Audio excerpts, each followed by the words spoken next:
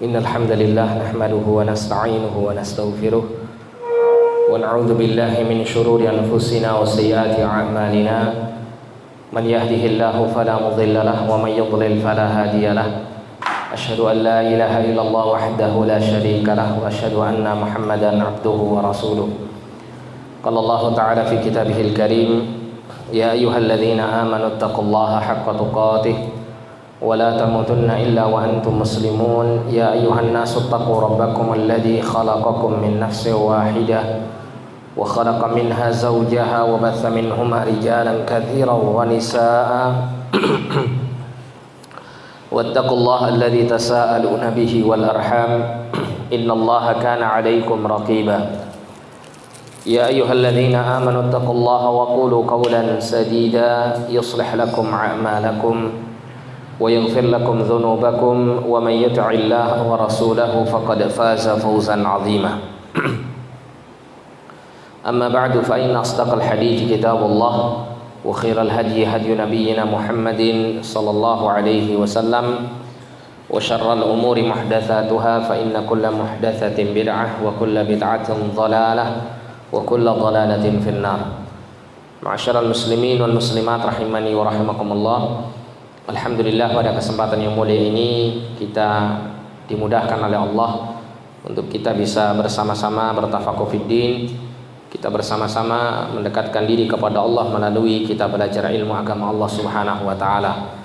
Semoga Allah Subhanahu wa taala menjadikan amal yang kita lakukan saat ini sebagai satu amal kebaikan yang diniatkan ikhlas karena mengharapkan keridhaannya, dan juga amal kita kelak akan diterima oleh Allah serta diberikan kesempurnaan pahala bagi kita semuanya, amin ya rabbal alamin. Nah, kita lanjutkan kembali pembacaan kitab Fiqh Sirah minal bi'tsati ila hijratil habasyah. Ya, kita pada fase pembahasan mengenai perjalanan hidup Rasul sallallahu alaihi wasallam mulai dari al-bi'tsah, beliau diutus sebagai utusan Allah, ila hijratil habasyah, sampai kepada hijrah ke negeri Habasyah. Kita masuk pada al-mabhathul awal, pembahasan yang pertama, yaitu bada'ul wahyi, permulaan turunnya wahyu. Disebutkan di sini riwayat dari Aisyah Ummul Mukminin radhiyallahu taala anha qalat, beliau menceritakan, awwalu ma budi'a bihi Rasulullah sallallahu alaihi wasallam minal wahyi ar-ru'ya as-salihah fin naum. Jadi yang pertama kali yang Allah Ta'ala turunkan sebagai wahyu untuk Rasulullah sallallahu alaihi wasallam itu bentuknya adalah mimpi yang salihah, mimpi yang baik. Mimpi yang baik yang Nabi sallallahu alaihi wasallam melihatnya di kala tidur. Termasuk di antara bentuk ru'yah salihah ini adalah Nabi sallallahu alaihi wasallam itu melihat satu peristiwa yang keesokan harinya ya kemudian terjadi. Ini salah satunya ya, dari bentuk dari ar-ru'yah salihah yang dilihat oleh Nabi sallallahu alaihi wasallam. Fakana la yara ru'ya illa ja'at mithla falaqis subhi. Nabi sallallahu alaihi wasallam tidak melihat mimpi yang saleh ini, mimpi yang baik ini, kecuali mimpi itu datang ya seperti falaqus subhi, seperti waktu subuh. Tsumma hubbiba ilaihi al-khala. Ya, kemudian Nabi sallallahu alaihi wasallam diberi kecintaan untuk menyendiri. Wa kana yakhlu bi ghari Hira, dan beliau kemudian menyendiri di gua Hira. Wa yatahannats fihi wa huwa ta'abbudul layali dzawatal adad. Ya, Nabi sallallahu alaihi wasallam melakukan ibadah di malam hari dalam beberapa waktu ketika di gua Hira ini. Jadi beliau setiap malam datang ke gua Hira dalam beberapa hari gitu ya, dalam rangka untuk beribadah kepada Allah dan bertafakkur di sana.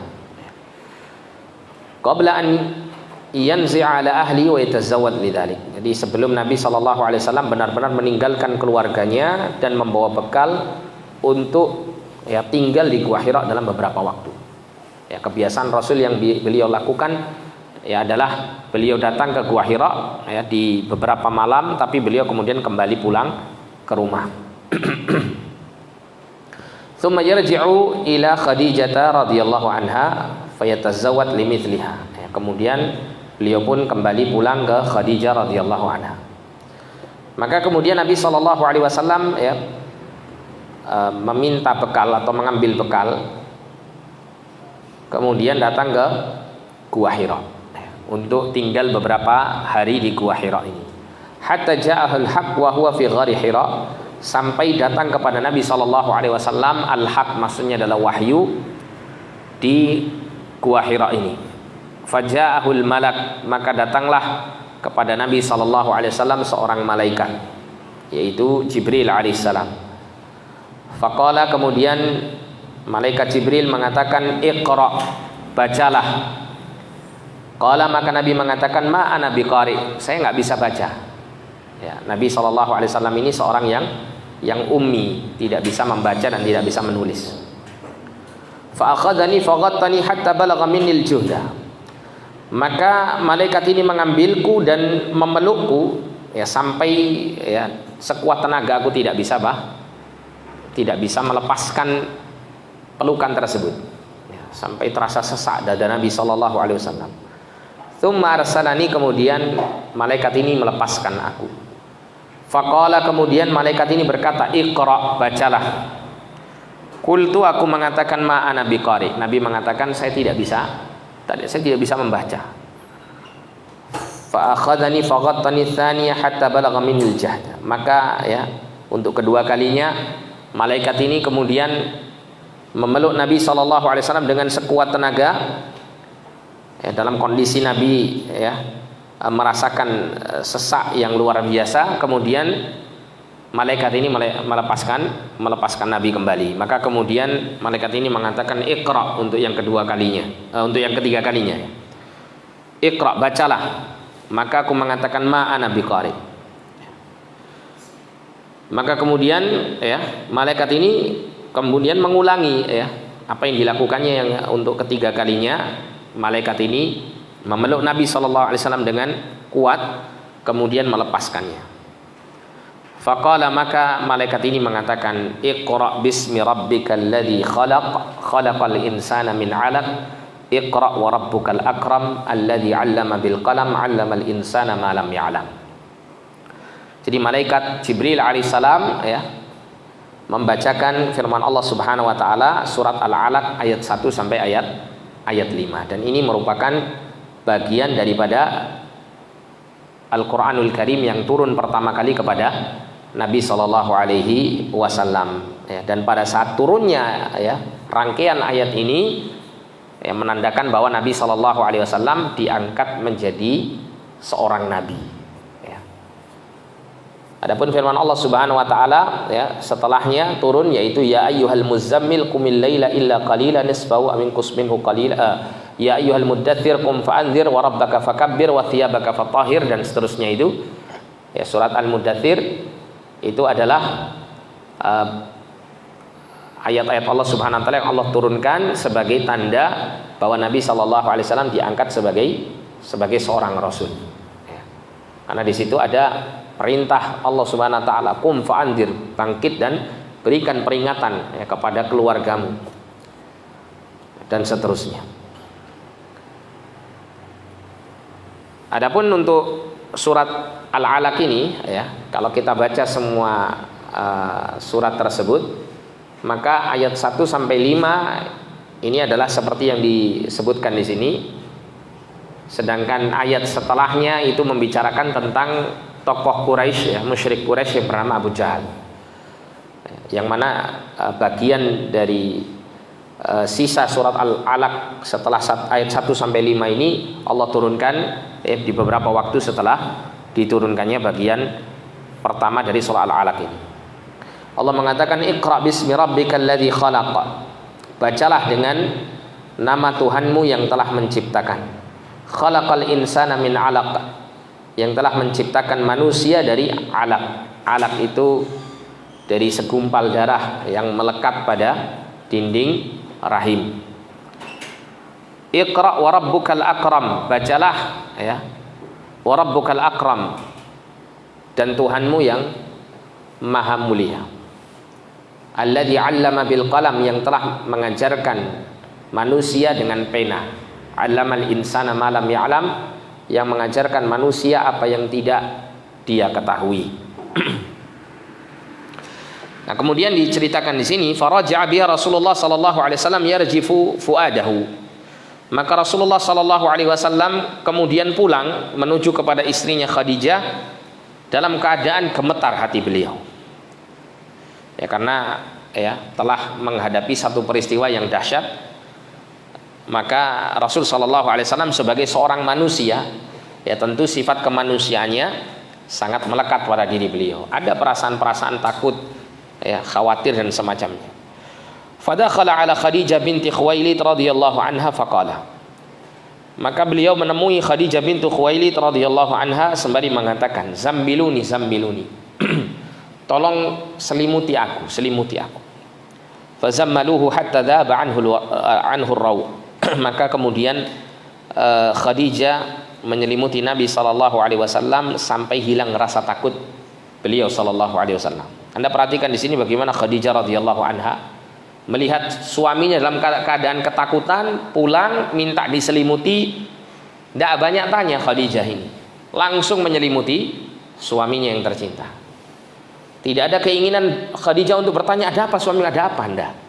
Kenapa? Karena kondisi Rasul sallallahu alaihi wasallam pada saat itu memang tidak mungkin untuk ditanya. Orang kalau dalam kondisi ketakutan yang luar biasa, ya itu sulit untuk ditanya tentang sesuatu. Maka tunggu keadaan tenang terlebih dahulu, baru kemudian ditanya. Namun Khadijah tidak menanyakan perihal apa yang ditakutkan oleh Rasul sallallahu alaihi wasallam sampai Rasul sallallahu alaihi wasallam menceritakan, mengkabarkan tentang peristiwa yang baru terjadi pada diri beliau. Maka diceritakan di sini, faqala sallallahu alaihi wasallam li Khadijah. Nabi. Jadi setelah rasa takutnya Rasul itu hilang, maka Rasulullah bercerita kepada istrinya. Wa akhbarahal khabar. Nabi mengabarkan satu peristiwa yang terjadi pada diri beliau. Beliau mengatakan, laqad khasyitu ala nafsi. Sungguh aku merasa takut, menimpa sesuatu pada diriku. Faqalat Khadijah, maka Khadijah mengatakan, kalla, enggak wahai suamiku, enggak mungkin Anda itu akan tertimpa sesuatu yang buruk. Wallahi ma yukhzikallah abadan. Demi Allah, Allah tidak akan mempersulitmu. Demi Allah, Allah tidak akan menghinakanmu, tidak akan menyulitkanmu selama-lamanya. Ini seorang istri yang salihah. Ketika dalam kondisi suaminya ini merasa ketakutan, merasa khawatir, maka seorang istri salihah itu berusaha untuk menenangkannya, nggak malah ikut-ikutan khawatir. Kadang kita melihat kalau seorang kepala keluarga sudah merasa takut, khawatir, biasanya apa? Partnernya ini lebih khawatir lagi. Loh mas, terus si opo mas? Mesti begitu nanti. Tapi itu wajar, memang wanita demikian. Tapi ini subhanallah, bagaimana keteguhan Ibunda Khadijah radhiyallahu taala anha. Ini wanita langka seperti ini. Oleh karena itu, kalau kita kembali ke belakang pada peristiwa yang telah kita bahas, ketika Nabi SAW itu menikah dengan Khadijah, itu adalah pilihan yang tepat, kan gitu kata penulis kitab ini. Ada keterangan tentang hal itu, bahwa ketika seorang laki-laki memilih seorang wanita yang tepat, maka akan menghasilkan sebuah keluarga yang hebat, kan begitu intinya demikian. Rasulullah SAW memang Allah bimbing beliau dan Allah jodohkan beliau dengan Khadijah radhiyallahu anha di awal beliau diangkat menjadi utusan Allah dan di awal Nabi SAW berdakwah kepada umat, dan disitulah pertentangan yang paling dahsyatnya pada saat awal-awal Nabi berdakwah. Apalagi pada saat itu pengikut Nabi SAW itu sangat sedikit dan banyak dari kalangan orang-orang yang lemah. Jadi tepat Rasulullah SAW itu dipilihkan Khadijah untuk istrinya beliau, menjadi istri pertama yang pertama kali yang mendampingi Rasul dalam kondisi-kondisi berat seperti ini. Maka Khadijah mengatakan, kalla wallahi ma yukhzikallahu abadan. Demi Allah, Allah itu nggak akan pernah menyusahkan Anda selama-lamanya. Nah, kemudian Khadijah nggak berhenti sampai di situ, Pak. Kalau orang misalnya ya dalam kondisi seperti yang dirasakan Rasul, kemudian suami istrinya mengatakan enggak apa-apa, sampean ini enggak ada masalah gitu. Allah enggak mungkin menyusahkan Anda. Titik sampai di sini, maka si suami ini masih goyah hatinya. Tapi Khadijah ini Masya Allah, dia tahu betul bagaimana untuk mengokohkan kembali hati Nabi, meneguhkan kembali hati Nabi SAW, sehingga tidak merasakan rasa takut dan khawatir. Nah, Khadijah kemudian menyampaikan alasan-alasannya, kenapa Allah itu tidak akan mungkin pernah membuat Anda susah, wahai suamiku, ya. Beliau mengatakan, ya, innaka latasilur rahim. Sesungguhnya Anda itu orang yang senantiasa menghubungkan tali kekerabatan. Anda orang baik. Salah satunya Anda senantiasa menyambung silaturahim. Wa tahmilul kal. Anda biasa membantu meringankan beban orang lain. Orang ya, sifat kedua ya, kebaikan dari Rasul sallallahu alaihi wasallam disebutkan. Wa taksibul ma'dum.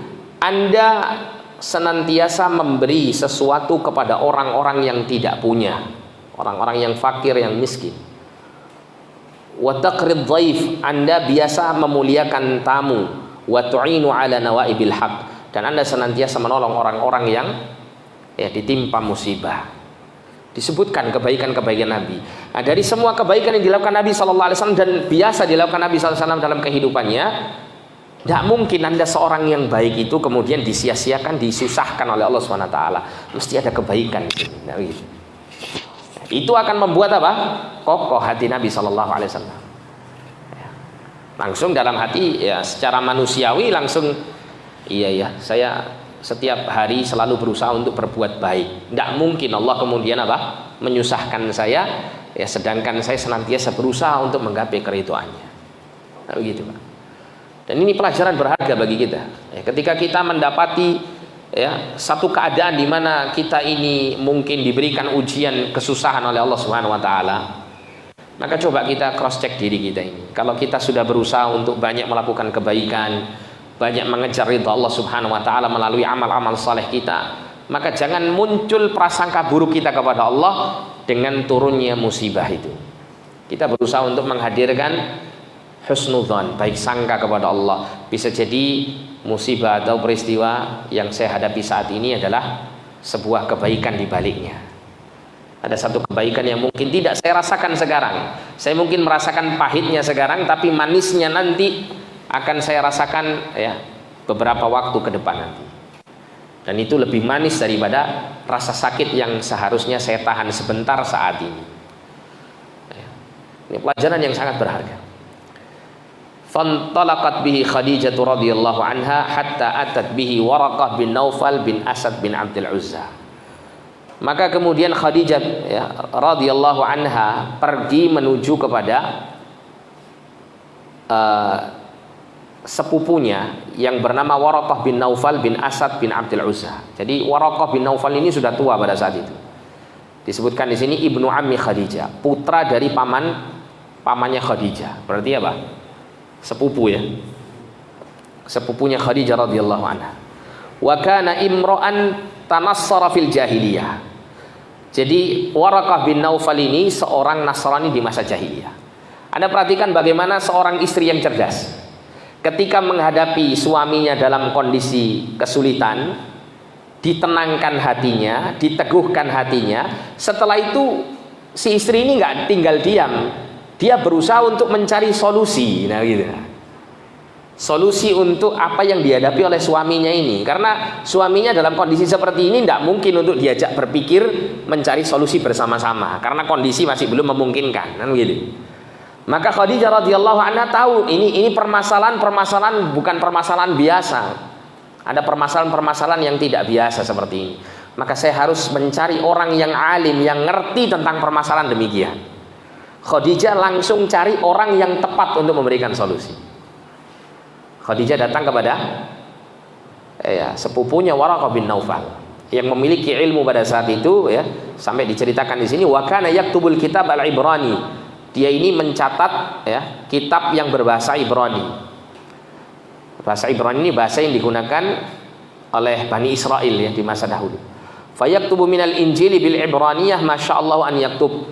Maka Waraqah bin Naufal ini mencatat ya dari isi kitab Injil dengan bahasa Ibrani ini ya masyaallah an yaktub. Ya, sesuai dengan kehendak Allah dia bisa menulisnya. Artinya ada pengetahuan tentang kitab Injil yang berbahasa Ibrani ya, yang bisa jadi ini Injil yang masih murni gitu ya. Yang kemudian apa? Dikuasai oleh Waraqah bin Naufal dengan izin Allah Subhanahu wa taala. Dia bisa menulisnya dari hafalannya. Wa kana syaikhan kabiran qad umiyah. Beliau ini Waraqah bin Naufal ini seorang yang sudah tua, sangat tua gitu ya. Dan beliau dalam kondisi sudah buta kedua matanya. Qalat lahu Khadijah, maka Khadijah bertanya kepada Waraqah bin Naufal. Pada saat itu diajak Rasulullah SAW menghadap Waraqah ini. Ya ibnu ammi, wahai putra pamanku, isma' min ibni akhi, tolong dengarkan apa yang akan disampaikan oleh putra saudaramu. Ini istilah saja ya. Istilah saya menunjukkan bahwa orang-orang Arab Quraisy itu mereka satu dengan yang lain saling bersaudara dari sisi nenek moyang mereka. Makanya kemudian saling menyebut dengan putra saudaramu dan seterusnya. Faqala lahu Waraqah, maka Waraqah berkata kepada Nabi sallallahu alaihi wasallam, "Ya ibna akhi, madza tara?" Wahai putra saudaraku, apa yang kau lihat? Fa akhbarahu Rasulullah sallallahu alaihi wasallam khabara ma ra'ah. Maka Rasulullah sallallahu alaihi wasallam menceritakan tentang apa yang beliau lihat ya, peristiwa apa yang beliau lihat pada saat itu. Faqala lahu Waraqah, maka Waraqah menceritakan, "Hadzan namus alladzi nazzalallahu ala Musa." Ini ya, jadi orang yang memeluk kamu dengan kuat itu dia adalah An-Namus. An-Namus ini bahasa Ibraninya untuk malaikat Jibril alaihissalam. Ya, sebutan untuk Jibril alaihissalam. Ini adalah Namus yang Allah menurunkan Namus ini kepada Musa alaihissalam. Ya laitani fiha jaza'an. Ya, seandainya kalau saya ini masih diberikan usia muda, masih kuat. Ya. Laitani akunu hayyan idh yukhrijuka qaumuk. Ya, kalau seandainya aku masih hidup ketika kaummu ya, mengusir kamu dari kampung halamanmu, ya, maka aku akan ya istilahnya aku ikut bersamamu dan membela kamu. Faqala Rasulullah sallallahu alaihi wasallam, maka Rasulullah sallallahu alaihi wasallam mengatakan, ya, au makhrajihum, apakah mereka benar-benar akan mengeluarkan saya, ya, mengusir saya dari kampung halaman saya? Qala, maka beliau mengatakan, na'am, iya. Lam ya'ti rajulun qad bimithli ma ji'ta bihi illa udiyah. Tidak ada seorang pun yang datang dengan semisal apa yang datang kepadamu dengannya kecuali akan dimusuhi. Ya, maksudnya tiap-tiap nabi, tiap-tiap rasul utusan Allah yang membawa wahyu kepada umat itu mesti dimusuhi oleh umatnya. Mesti nanti diusir nanti dari kampung halamannya. Wa in yudrikuni yaumuka ansuruka nasran mu'zira. Ya, kalau seandainya ya, hari itu ketika menimpamu pengusiran itu wahai Muhammad, aku masih hidup, niscaya aku akan menolongmu dengan ya, pertolongan yang semampuku aku memberikannya, semaksimal mungkin aku memberikan. Ini Waraqah bin Naufal menunjukkan apa? Beliau beriman kepada Rasulullah sallallahu alaihi wasallam. Oleh karena itu Nabi SAW dalam sebuah hadis itu menyampaikan bahwa Waraqah bin Naufal ini termasuk penghuni surga. Ya, termasuk penghuni surga. Akan tapi ketika Waraqah bin Naufal ini masih hidup dan Rasulullah SAW pada saat itu menjumpai Waraqah, Rasulullah belum benar-benar diangkat menjadi Rasulullah. Ya, sehingga belum ada wahyu untuk disampaikan kepada umat pada saat itu.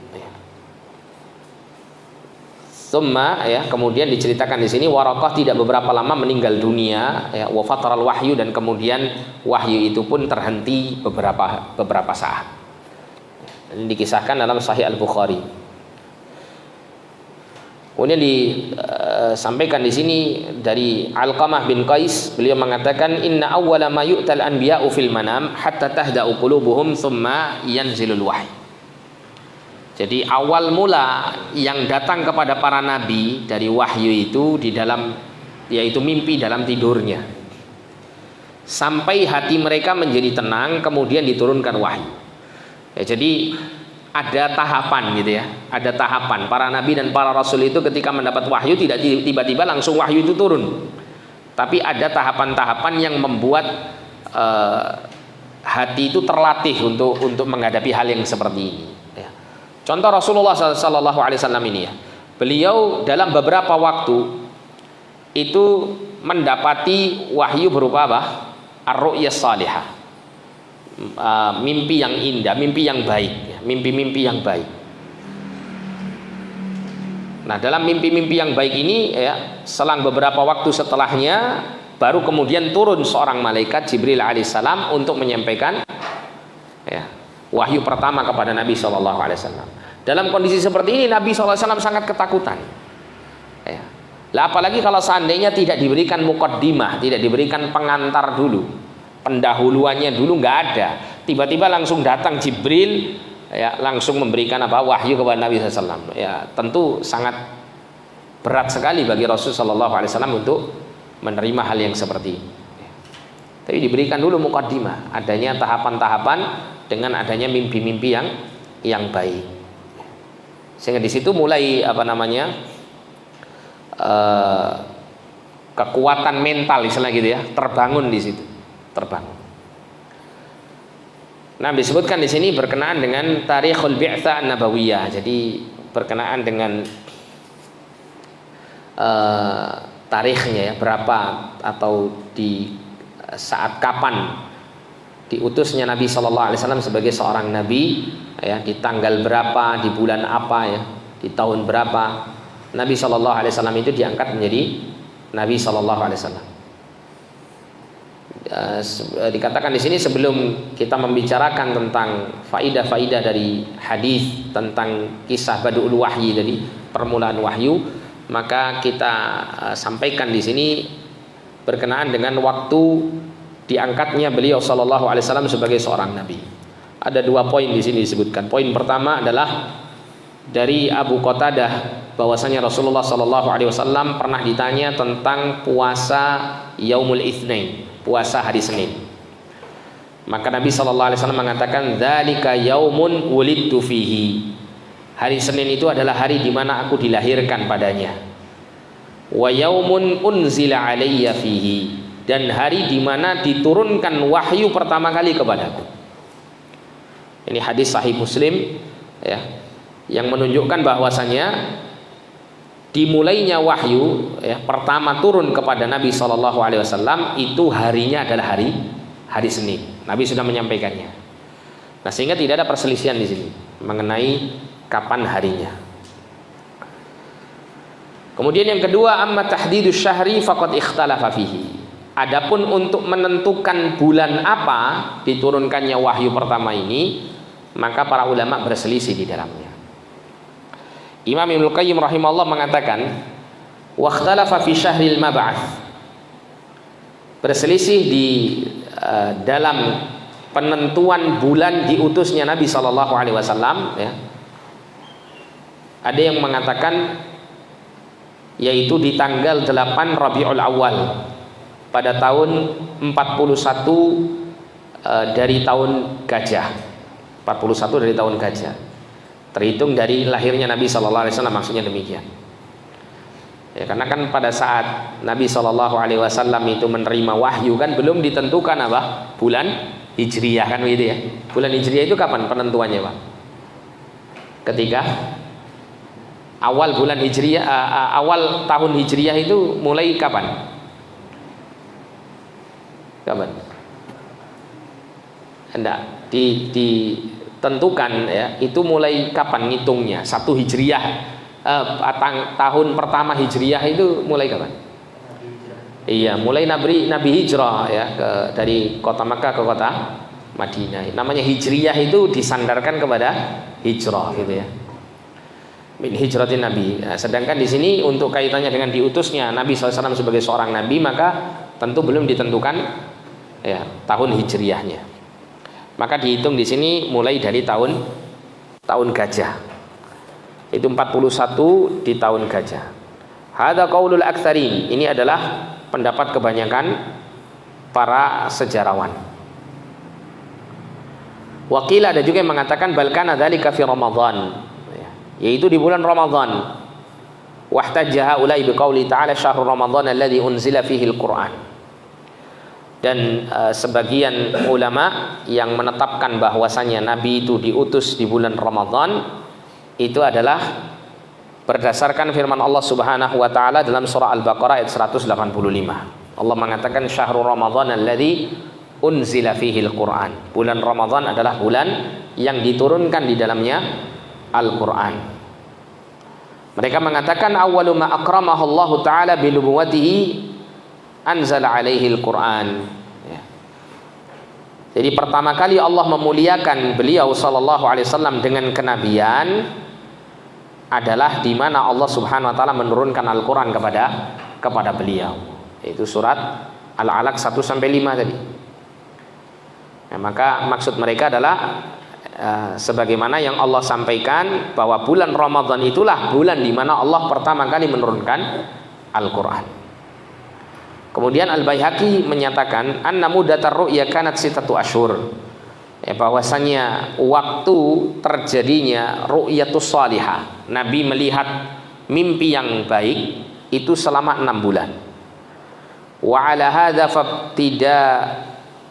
fabtida'un nubuwah birru'ya waqa'a fi syahri maulidihi.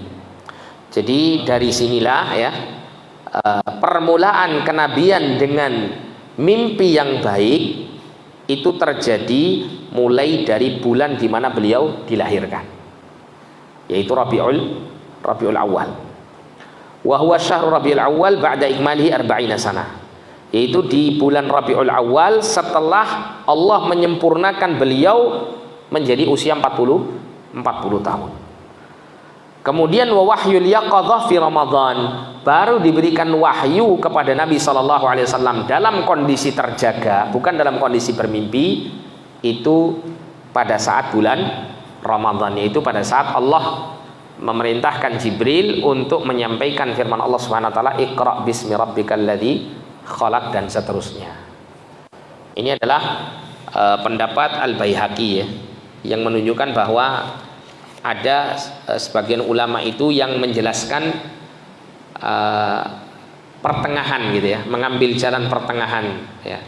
Jadi Rabiul Awal itu di mana Rasul itu pertama kali diutus menjadi nabi, diangkat ya dengan kenabian melalui apa? Ar-ru'ya as-salihah, mimpi yang baik. Ya, selama 6 bulan berjalan, kemudian ketika Ramadan selama 6 bulan. Selama 6 bulan tadi ya, selama 6 bulan. Kemudian sampai datang bulan Ramadan, maka di saat itulah Nabi SAW mendapatkan wahyu pertama kali dari Al-Quranul Karim secara terjaga. Nah, kemudian kita masuk pada faidah dari hadis Bad'il Wahyi ini. Pelajaran apa yang bisa kita ambil dari permulaan wahyu? Yang pertama disebutkan di sini, laqad ghatta Jibril alaihissalam ar-Rasul sallallahu alaihi wasallam 3 marrah. Ya, sungguh Jibril alaihissalam memeluk Nabi sallallahu alaihi wasallam 3 kali. Wantaza'a Shuraih al-Qadi min hadha an la yadrib as-sabi illa 3 ala al-Qur'an al-Karim kama ghatta Jibril ar-Rasul sallallahu alaihi wasallam 3. Maka Shuraih al-Qadi, seorang alim, itu memiliki kesimpulan atau mengambil pelajaran dari peristiwa ini, untuk supaya seorang anak itu tidak dipukul karena kesalahannya dalam mempelajari Al-Quranul Karim kecuali hanya 3 kali saja. Kecuali hanya 3 kali saja. Sebagaimana Jibril alaihissalam memeluk erat Rasul sallallahu alaihi wasallam sampai Rasul merasakan ya, sesak nafas tidak nyaman gitu ya, sampai 3 kali. Ini satu pendapat ya dari Shuraih al-Qadi mengambil pelajaran di peristiwa ini. Jadi kalau kita mengajari orang ya, terutama anak-anak kita, cucu kita misalnya, atau anak-anak misal gitu ya, belajar baca Quran, itu Kalau diperlukan untuk memberikan pukulan atau ancaman atau semacamnya, itu cukup 3 kali saja. Ya, cukup 3 kali. Ini menurut Shuraih Al-Qadi. Kemudian yang kedua, annal ilma huwa unwanu hadzal din. Bahwasanya ilmu itu adalah unwan. Unwan itu ya bisa kita katakan inti gitu ya. Inti agama ini. Jadi Islam itu agama ilmu. Agama ilmu. Maka seseorang ketika dia ya berusaha untuk mengenal Islam, maka dia harus apa? Harus mempelajarinya. Karena Nabi SAW mengatakan innamal ilmu bitta'allum. Sesungguhnya ilmu itu bisa diperoleh dengan cara mempelajarinya. Ya.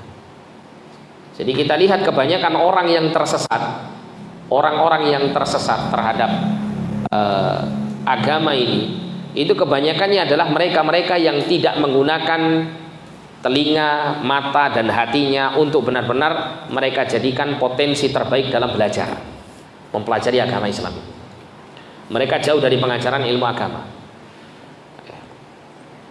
Sedangkan para ulama mengatakan al-ilmu itu adalah ma'rifatul haq bidalilihi, mengenal kebenaran dengan dalil-dalilnya.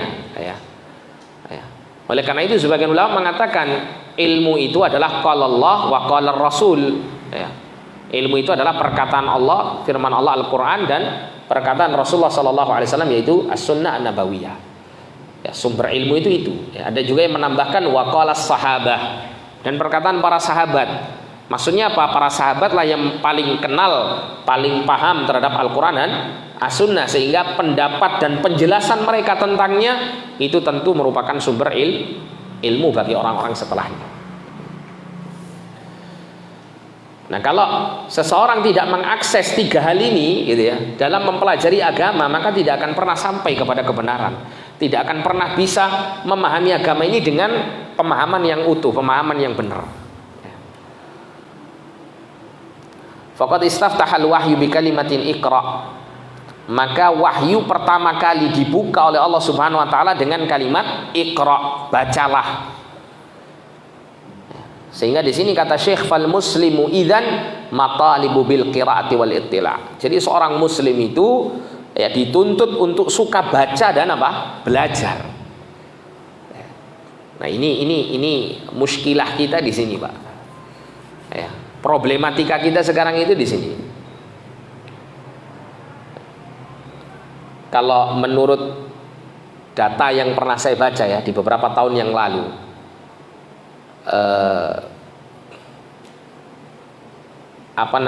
kemampuan, atau bukan kemampuan, intinya itu waktu durasi baca orang-orang di negara berkembang seperti Indonesia ini dibandingkan dengan negara maju, ini yang bersifat umum ya, itu yang saya ingat ya pada saat saya baca keterangan data tersebut. Negara berkembang itu rata-rata penduduknya itu membaca dalam 1 hari hanya 2 jam. 2 jam. Sedangkan negara-negara maju itu 8 jam. Jauh ya. Ketimpangannya jauh. Termasuk di sini Indonesia. Ya, bahkan ada dalam kaitannya dengan membaca itu ada namanya minat baca dan daya baca, apa ya? Iya, minat baca atau daya apa gitu ya. Intinya ada sebuah ungkapan, ada minat baca, ada daya baca kalau nggak salah. Jadi minat baca orang Indonesia ada, ya tinggi lumayan. Tapi daya bacanya enggak, lemah. Terbukti dengan apa? Terbukti dengan orang Indonesia hanya suka baca yang singkat-singkat saja, WA. Gitu ya, artikel yang pendek-pendek, kalau terlalu panjang nggak suka, mesti dilompati. Makanya kadang-kadang orang kalau nge-share panjang-panjang, Pak, tentang apa artikel agama gitu ya, panjang-panjang, saya yakin ya 80% lah ya dari orang yang men-share itu dia nggak baca selesai semuanya, nggak baca semua, dibaca selesai baru terus di-share ke lain. Dah, pokoknya tahu sumbernya, jelas ini ustadznya, ini ustadz sunnah, ini artikelnya dari website sunnah, sudah langsung di-share. Nggak ngerti sih gitu. Ya. Ini minat baca ada, tapi daya baca enggak ada, lemah daya baca. Ya, coba kalau misalnya Anda didatangkan buku, nggak usah yang tebal-tebal sampai 300-400 halaman, Anda cukup ya 50 halaman. 50 halaman buku saku lah kecil gitu. Yakin bisa menyelesaikan satu? Enggak yakin saya.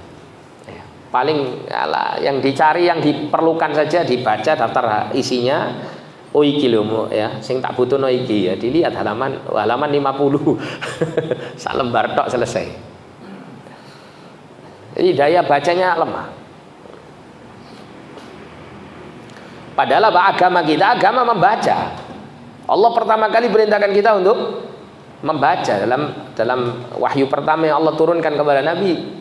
Nabi diperintahkan untuk membaca. Meskipun Nabi SAW kemudian tetap tidak membaca ya, karena itu salah satu hikmah mengapa Allah tetap menjadikan Nabi itu ummi. Karena agar supaya diantaranya hikmahnya adalah supaya Al-Quran itu tidak disandarkan kepada Nabi bahwa Nabilah yang menciptakan Al-Quran itu, menyadurnya dari kitab-kitab yang lain, karena beliau adalah orang yang bisa membaca dan menulis. Tapi Allah Ta'ala perintahkan, Iqra, bacalah. Tahqiqan li hadha at-tawjih alladhi istaftaha bihi al-wahyi rabbani li Muhammad sallallahu alaihi wasallam. Bal wal ajib anna hadhihi surah allati iftataha biha al-wahyi wa kanat bidayatuha al-amr bil qira'ah takhtatimu bil amr bis sujud. Wa dhalika li ahammiyatil qira'ah wa ahamiyatis sujud. Jadi disebutkan di sini ya, hendaklah seorang muslim itu senantiasa membaca ya. Sebagai apa? Perwujudan untuk menjalankan bimbingan petunjuk Allah Subhanahu wa taala kepada Nabi Muhammad sallallahu alaihi wasallam yang membuka wahyunya dengan perintah membaca. Akan tetapi disebutkan di sini yang lebih menakjubkan lagi adalah surat ini dibuka oleh Allah Subhanahu wa taala dengan perintah membaca dan ditutup dengan perintah untuk bersujud. Ya, kalau dalam surah Al-Alaq itu yang terakhir, ayat terakhir itu kan diperintahkan oleh Allah Subhanahu wa taala kita untuk bersujud, kan begitu ya. Maka kata Syekh di sini ini menunjukkan pentingnya membaca dan pentingnya bersujud. Wajat alamin wal hadis surah as-salah ya. Datang di dalam surat ini dengan cara Allah turunkan surat ini itu juga perintah untuk mengerjakan salat. Fakullu rak'atin yarka'uha al-muslim innama tabda' bil qira'ah wa tantahi bis sujud. Maka setiap rakaat yang dilakukan oleh seorang muslim dalam salatnya itu selalu dimulai dengan membaca dan ditutup dengan dengan sujud. Mithlu surah Iqra ya. Bada'at bil qira'ah wa intahat bis sujud ya. Seperti yang Allah sampaikan di dalam surah Al-Alaq ini. Allah memulai perintah dalam surah Al-Alaq ini dengan membaca Iqra bismi rabbikal ladzi khalaq. Wa intahat bisujud, dan terakhir ya, pada ayat terakhir dalam surah Al-Alaq ini ya, Allah perintahkan untuk seseorang bersujud. Wa dzalika li'azami makanati hadainil amrayni fil Islam. Yang demikian itu menunjukkan keagungan dua perkara ini di dalam Islam, membaca dan sujud. Yang keduanya terkandung di dalam ibadah salat. Ya.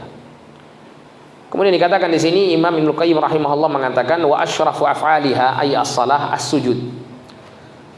Perbuatan yang paling mulia di dalam salat itu adalah sujud. Oleh karena itu Nabi mengatakan sujud itu adalah tempat atau keadaan terdekat antara seorang hamba dengan Allah. Kemudian Nabi perintahkan ya, seseorang yang salat ketika sujud untuk memperbanyak berdoa. Wa asyrafu adzkarihal qiraah, dan zikir yang paling mulia itu adalah membaca, maksudnya membaca Al-Qur'anul Karim. Wa awwalu suratin unzilat 'ala Nabi sallallahu alaihi wasallam iftatahat bil qiraah, dan awal surat yang diturunkan kepada Nabi sallallahu alaihi wasallam itu dibuka dengan perintah membaca. Wa khutimat bis sujud, dan ditutup dengan sujud, perintah sujud. Wa wada'atir rak'ah ala dzalik. Ya. Dan tetapkan dalam satu rakaat dalam sholat itu dua perkara tadi, adanya membaca dan adanya sujud. Awwaluha qira'ah wa akhiruha sujud. Ya.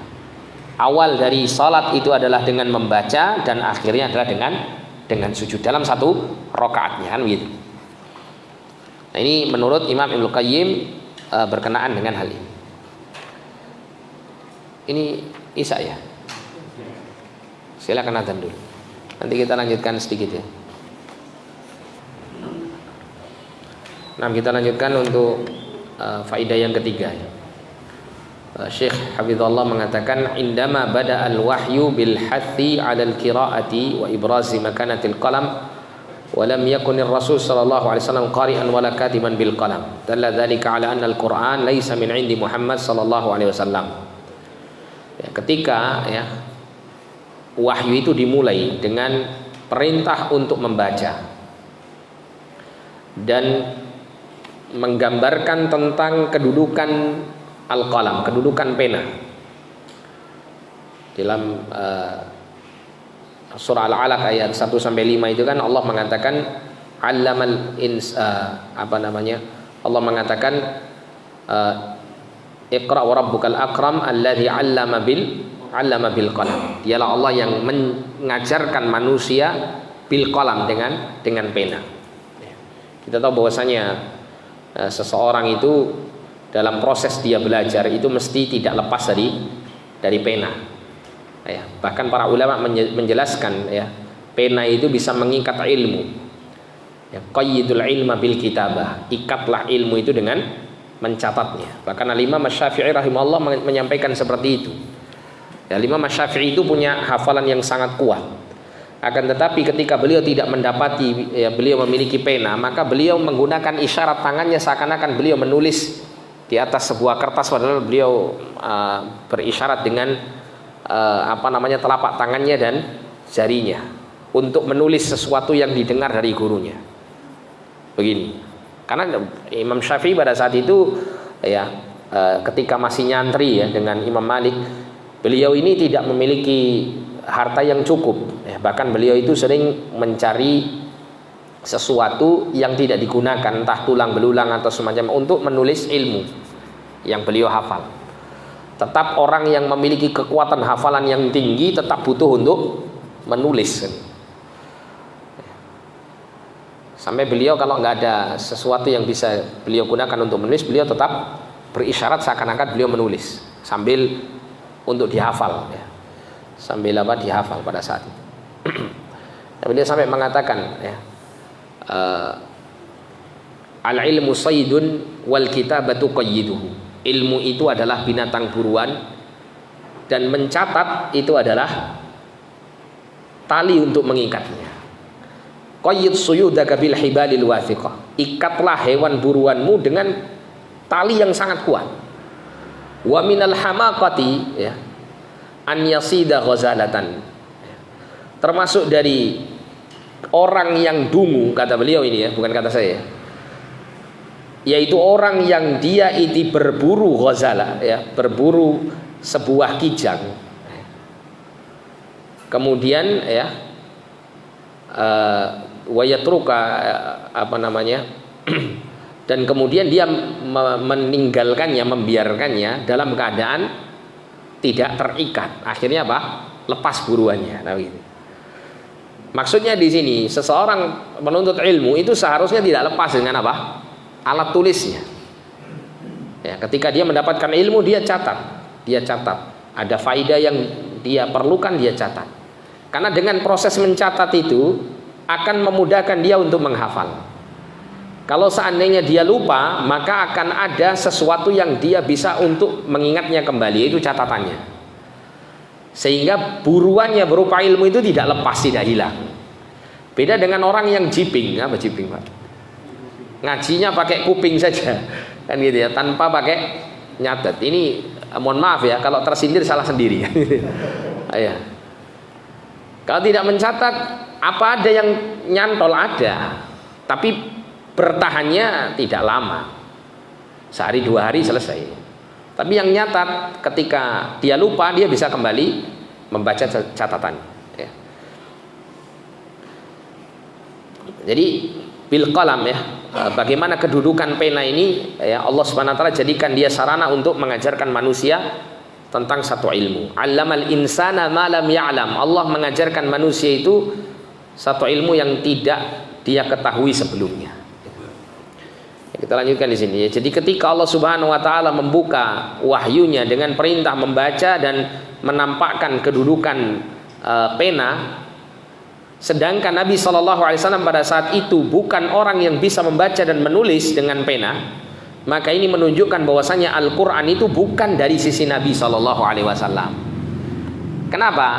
Karena kalau seandainya Al-Qur'an itu adalah karangan Muhammad SAW, ya, tentu Nabi SAW itu tidak mengarang surat Al-Alaq ini yang isinya berupa perintah membaca dan pentingnya apa? Pena dalam kehidupan ilmiah seseorang. Tidak mungkin bikin surat seperti ini. Kenapa? Karena dengan membuat surat seperti ini akan menunjukkan kelemahan dirinya Shallallahu Alaihi Wasallam. Kalau ini cara berpikir manusia ya, cara bermanusia. Tapi Allah tetap menjadikan Nabi SAW tidak bisa membaca dan tidak menulis. Itu ada hikmah yang lebih besar daripada, yaitu apa? Membuat orang-orang yakin bahwa Al-Quran itu benar-benar mukjizat dari Allah SWT, benar-benar wahyu dari Allah SWT. Ya, karena Nabi SAW tidak mungkin, ya, karena beliau tidak mampu membaca dan menulis, tidak mungkin menyadur dan kemudian apa? Menyusun kitab Al-Quranul Karim ini dengan kehendak beliau. Wa ma kana Muhammadun sallallahu alaihi wasallam liyubriza hadhihi al-haqiqah wa hadhihi al-ahammiyah lil-qira'a wal qalam منذ اللحظة الأولى law kana huwa alladhi yataqawwal hadha al-Qur'an wa yakhtaliquhu. Jadi ya, tentunya Nabi sallallahu alaihi wasallam tidak akan apa? Menunjukkan ya, hakikat ini dan pentingnya membaca dan menulis ini ya, sejak masa pertama kali ya, beliau menyampaikan Al-Quran. Tidak mungkin beliau akan sampaikan hal seperti ini di awal mula beliau menyampaikan Al-Quran ya, karena hal yang seperti ini menunjukkan apa? Ketidaksesuaian dengan dirinya gitu. Ketidaksesuaian dengan dirinya yang dia tidak bisa membaca dan menulis ya. Pasti dia akan memulai dengan cara-cara yang lainnya kalau Quran itu berasal dari Nabi, bukan berasal dari Allah SWT.